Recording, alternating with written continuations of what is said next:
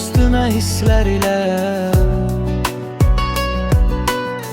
yağışını seyredirem. Yok ya da var senden başkası fərq eləməz. Sussa da dil baxışın mənə bəs. Bu ömrü həsr elədim sənə, külək olub ürəyimə sənə. Bu şəhərin hər küçəsindən sənin ətrin gələr. Ev bilirəm sənə sevgimi, hər gecə sığınıram əmin evə. Bu gecə də gəl məni evsiz buraxma bir dənəm. Sən əbədi hisslərin sakinisən, eşq dənizinin sahilisən, ürəyimin sahibisən.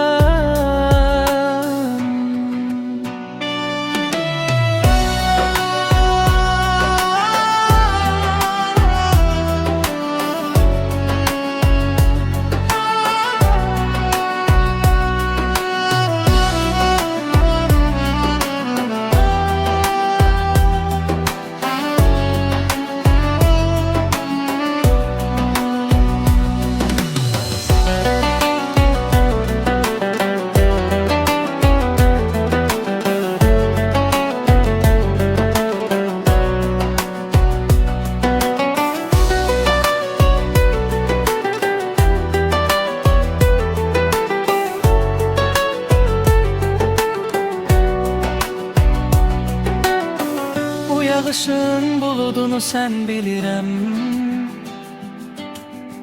yağar üstümə hisslər ilə, yağışını seyr edirəm. Yox ya da var səndən başqası fərq eləməz. Sussa da dil baxışın mənə bəs. Bu ömrü həsr elədim sənə, külək olub ürəyimə sənə. Bu şəhərin hər küçəsindən sənin ətrin gələr. Ev bilirəm sənə sevgimi, hər gecə sığıramam həmin evə. Bu gecə də gəl məni evsiz buraxma bir dənəm.